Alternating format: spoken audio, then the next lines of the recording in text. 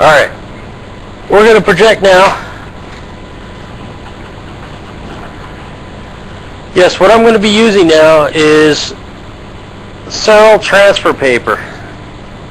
It is a no wax, no grease carbon paper that helps you project an image, draw an image if you have an exact size. Kind of helps you out there. So what I did is I took the Cyril paper, put it on the shirt first, taped it up on the shirt, laid down a piece of white paper on the top. I have a white masking paper that I use for automotive use. And then I can project onto that. So that makes it to where now I can actually project on a black t-shirt or black car or anything that you have black or a deep color that you can't get a nice project on. You could do it this way. This is kind of a fast way to project. Now, I drew this skull by hand, but I drew it the size that I wanted to draw it. Now I have an original image that will fit my projector, and that makes it to where I can sit there and project this on whatever I want, draw it on whatever I want. I'm not having to constantly go back over and redraw in the design 10,000 times.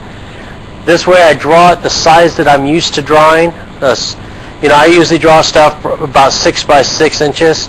Sit there and draw it all out, get most of the detail in. We don't need a lot of detail, but enough.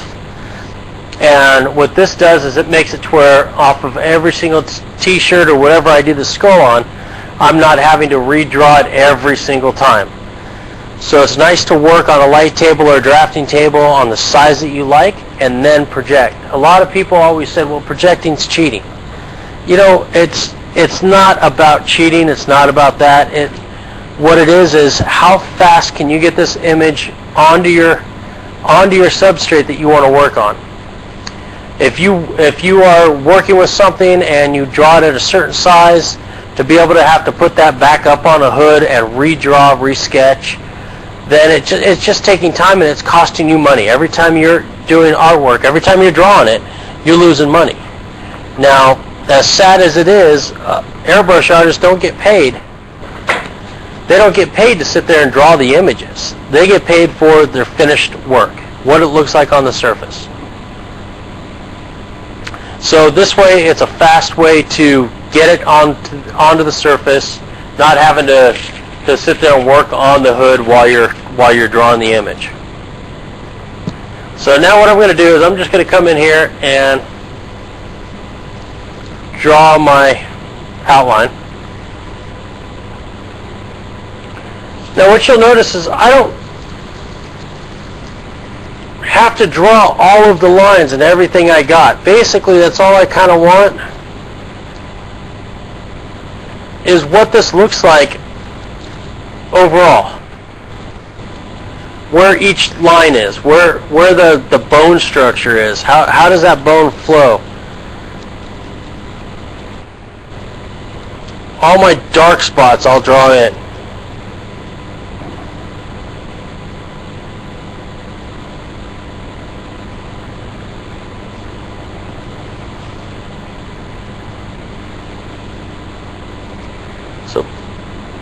So basically what I'm doing is just kind of getting that this is what it's going to look like type look to it.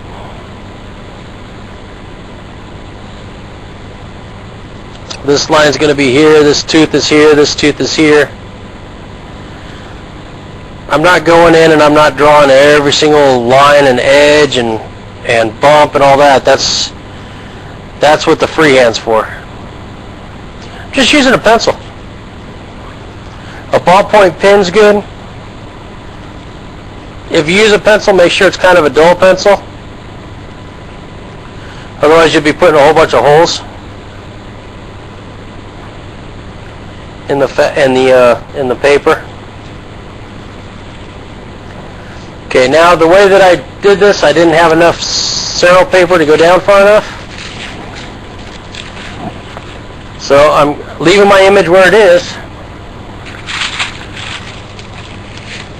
I could come in here and drop this Cyril paper down.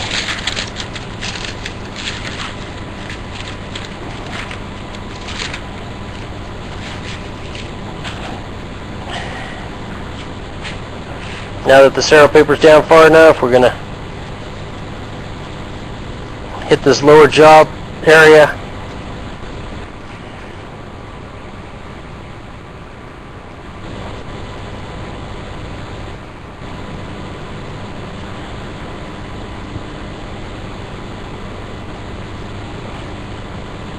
Now, if you notice down below, there's a little tip jar that's added onto there. I'm not asking for money, but what that does is helps me buy stuff like the Cero paper and some of the stuff that I don't get sponsored for these shows. It helps me basically help you guys to learn new techniques and new type of materials that are out there I'm able to get.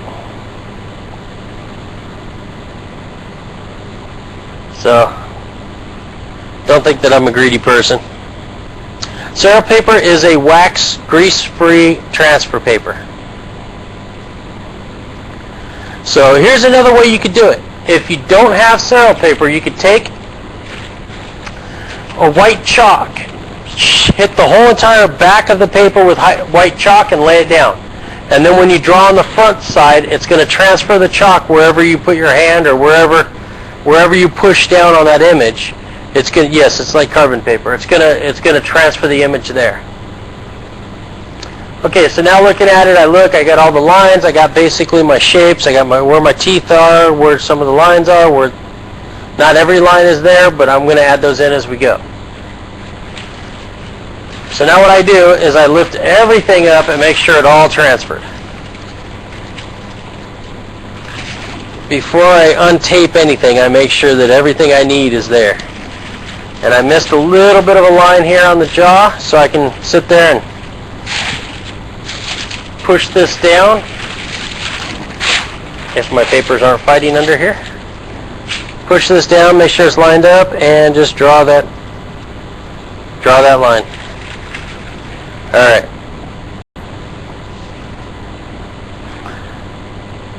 Yeah, the chalk works really good. Yeah, the Cero paper actually comes in yellow, and unless you're talking about that other stuff, JT, but the Cero paper comes in graphite, white, blue, yellow, and red.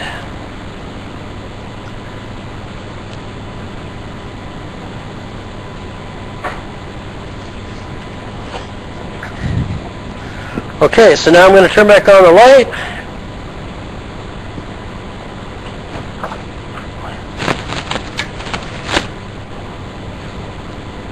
And now you can kind of see what I'm working with here.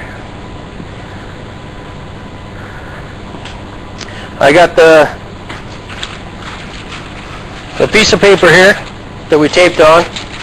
Now you try not to tape your paper to the Cero paper. That way you could do what I had to do. If you have to move it or that piece of Cero paper is worn out. Now this Cero paper I could use up to 200 or 300 times. I don't need to just use it for this one project, because it only takes off where my pencil actually hit. So therefore this Cero paper is still good for another probably 25, 30 images.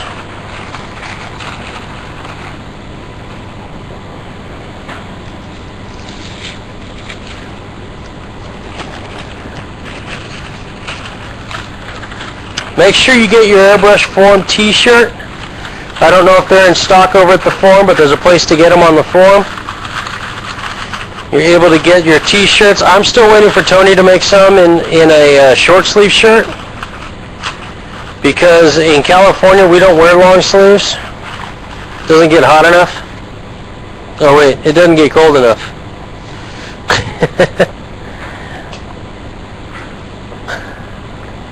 So, really cool t-shirts. The long sleeves have the Airbrush Form down the side. It has a little thing on the chest that says the Airbrush Form on it, TABF. And then on the back it has stuff. It's pretty cool. It's got my logo. It's got my logo like right there or something.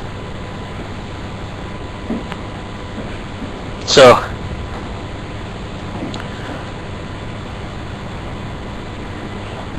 Yeah, I wear an apron when I...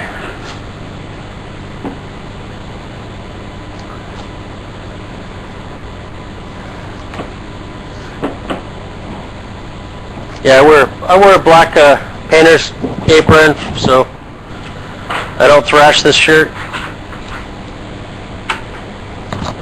Most of my clothes are so thrashed up that it doesn't matter what I do to them. But this t-shirt I'm trying to keep somewhat new.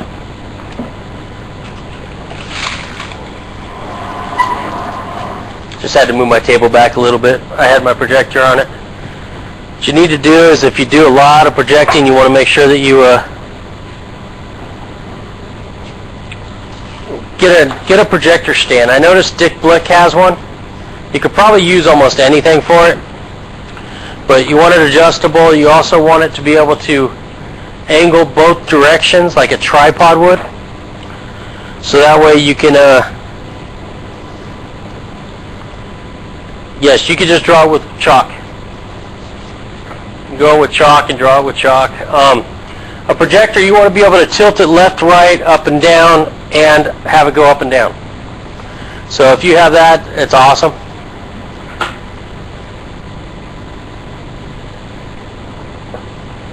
So okay, what we did so far is we drew this on. This basically a process of using transfer and projector. Now, if you want to, you can just freehand draw it on. You could do the chalk method, which is put a piece of chalk, take chalk and slide it on the piece of paper, put the paper over it, and then draw it. That works. Some projectors, the higher expensive projectors, can actually project on black. So, depend on the luminance of the lighting. Okay, now I'm going to take my airbrush and just kind of blow some of this off. We don't need all this on here, this bright white. And anywhere your hands were, you can blow it off.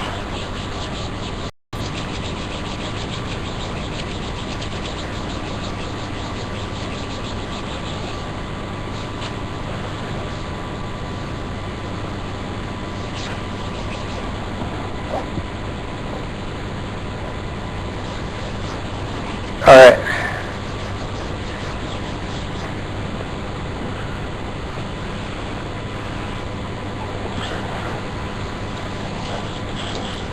Okay, now comes all the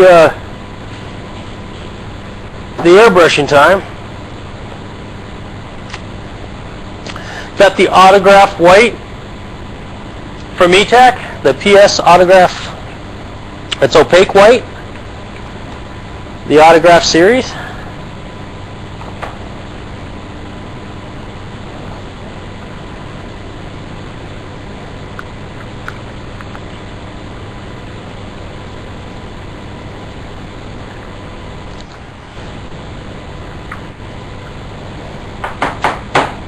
Now this week I decided to go ahead and use ETAC. Normally I use Spectratex or Wicked,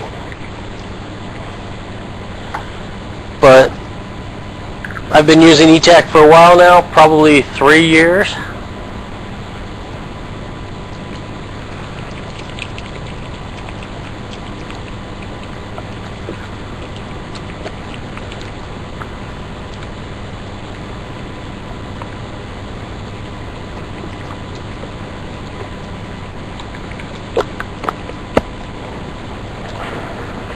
Okay, so now I'm going to take pure white, non-reduced, opaque white.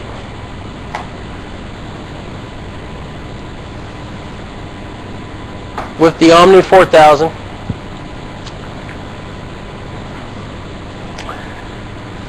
Going to get my reference photo out of my projector.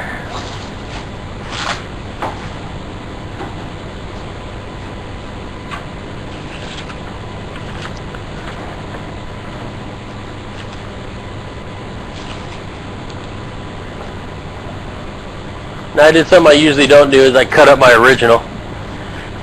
Usually I make a copy of my originals. That way I don't have to cut them up and thrash them, but I just went ahead with it. Okay, now we're going to look at the skull and look at the brightest areas, and we're going to start brushing those in.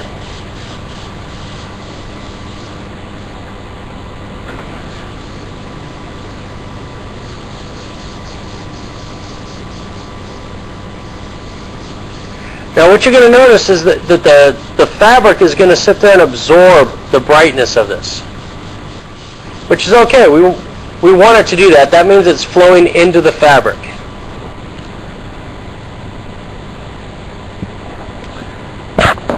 Okay, so we're looking at all the very bright areas, right? The way I drew this, I drew a nice hot spot on the back of the skull here, and the light's kind of coming this way, right? So you have your light pattern on the back here.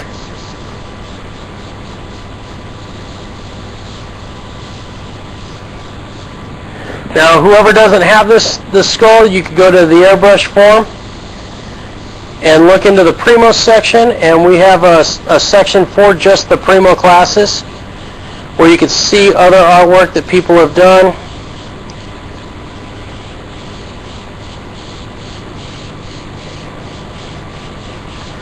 And you can download all this type of stuff. I'm working with Sergeant M right now on my website. We're going to put up a tutorial area to where these shows will all have links to the YouTube sites once we figure out how to download them.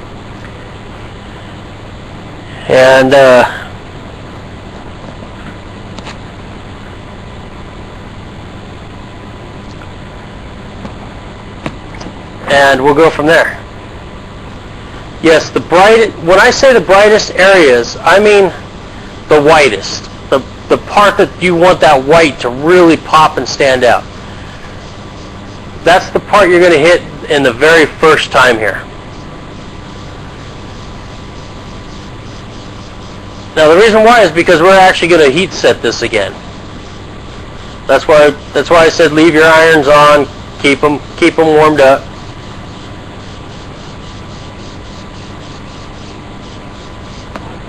Now we're going to actually go over the whole entire skull.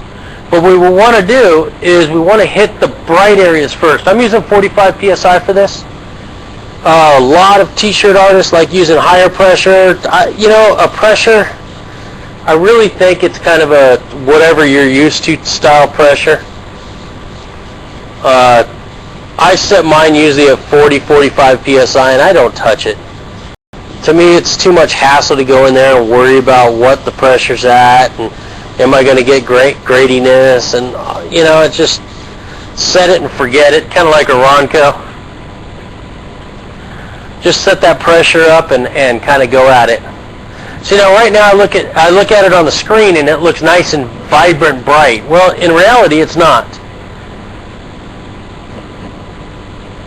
So it's not real bright. It's actually soaking into the fabric.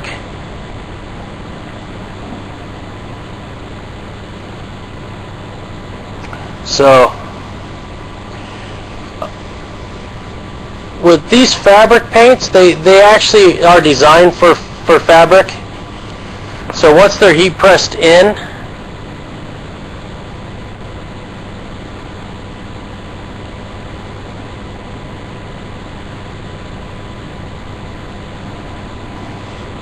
once you heat press it into the fabric, it's pretty much permanent.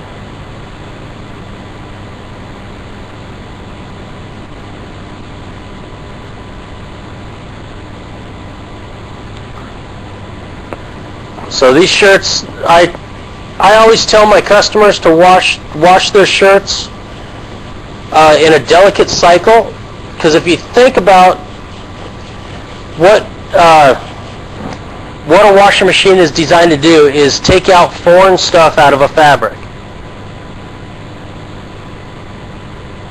So what you want to be able to do is let your customers know, look, put it on delicate, don't sit there and try to get the stain out, because that's all painting is to fabric, is it's a stain. You put a stain into the fabric. A controlled stain, hopefully it doesn't look like a stain, but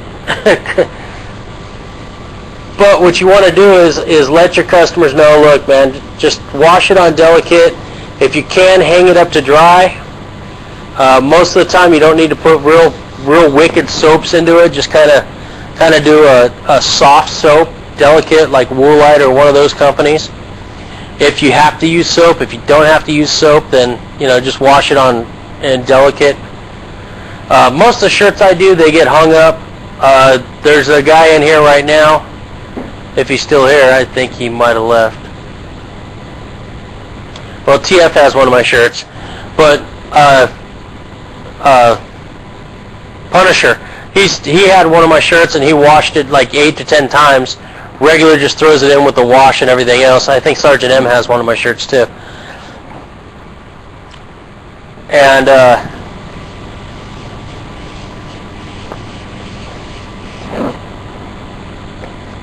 And you can wash it. You can be pretty punishing on these shirts.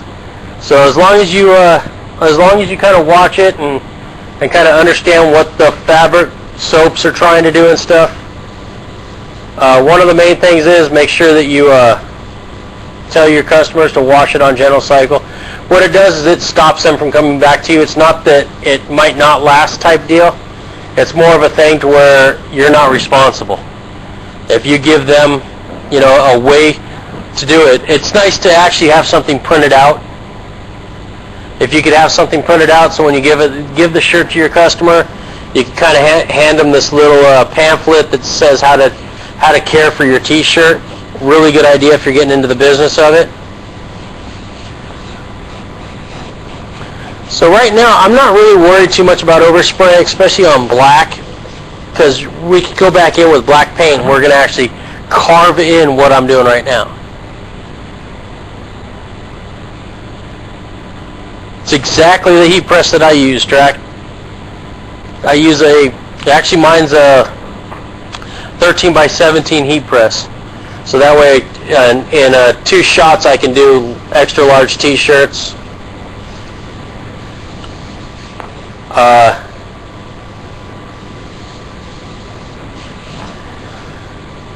I could do smalls and mediums in 1 shot type deal.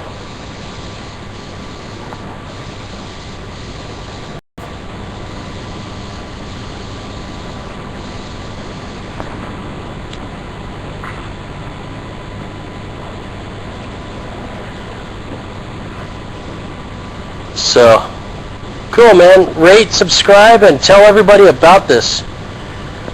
Go shout on Blog TV's Twitter account. Go on their Facebook and let them know.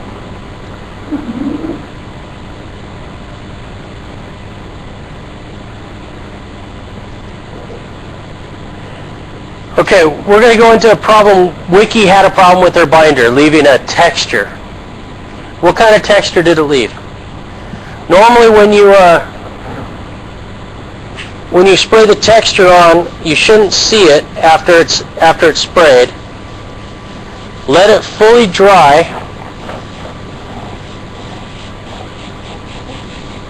and then go in and heat press it. Now when you heat press, try to make sure that the heat and pressure is even all over it. Do not press it on the board that you're spraying it on. Make sure you take it off the board. I have made that mistake, and I actually got the t-shirt stuck to the board so bad that I was pulling the board into pieces trying to get it off. Now it sucked because it was the night before Christmas. It was a gift for somebody, and basically it was ruined. It was a Pinhead t-shirt. I did Pinhead on this t-shirt. Turned out incredible, and I destroyed it. So it's blotchy like scales. Now the blotchiness, is it a color? Are you seeing an actual color, or is it the texture of the board from below it?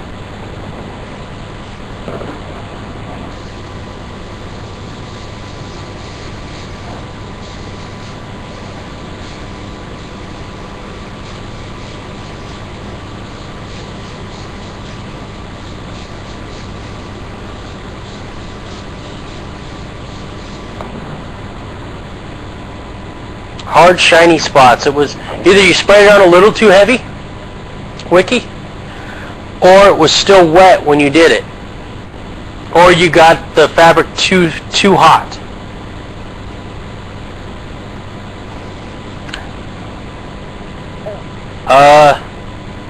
See, I haven't had that problem yet, so Okay, the texture of the foil, it could be.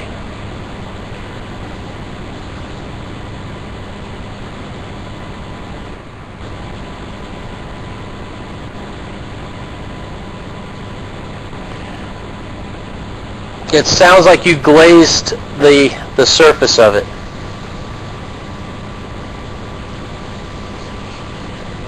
Okay, so what I'm doing right now is just blocking in the image. I'm not really paying attention too much of detail. Just kind of getting at the initial, this is where everything's kind of going to go.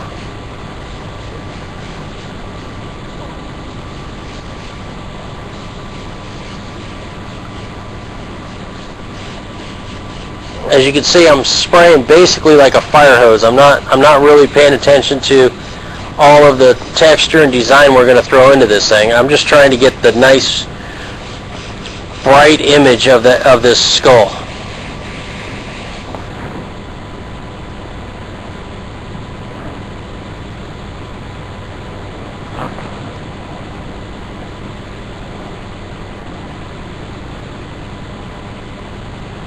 Okay, here's the deal with, we'll go back over the binder. The binder is a clear translucent base. Basically, it's paint without any pigment in it. It's just the binder. It's what makes the dry powders that is the pigment into a sprayable or paintable material. Basically gives it the wetness of what paint is.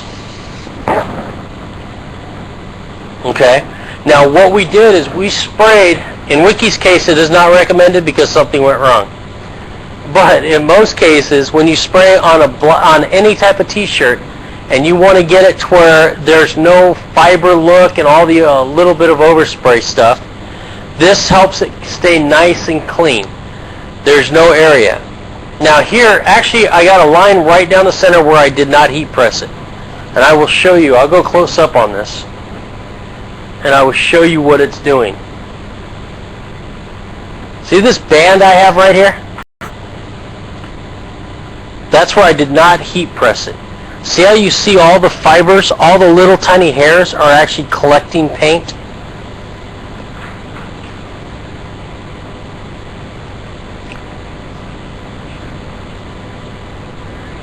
No, because I'm going to heat press. I'm heat pressing it again, so that'll go away.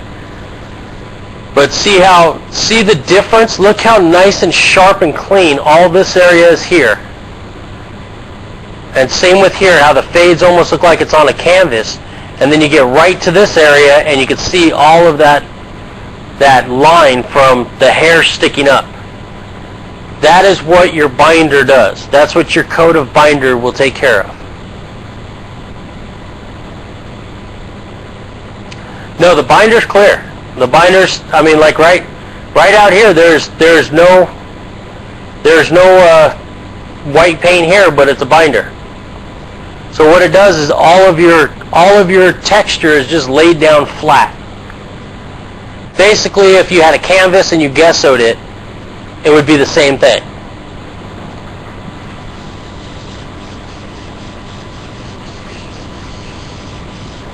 Well, I don't even know. How's that pronounced? Is it gesso or gesso?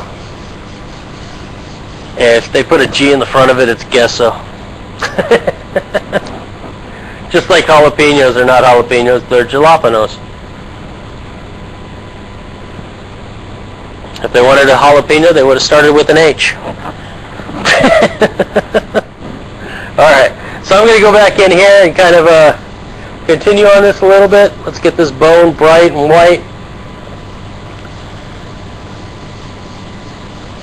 Okay, now something I do when I sit here and draw stuff is I'll look at the reference photograph and look at my picture and I kind of scale it.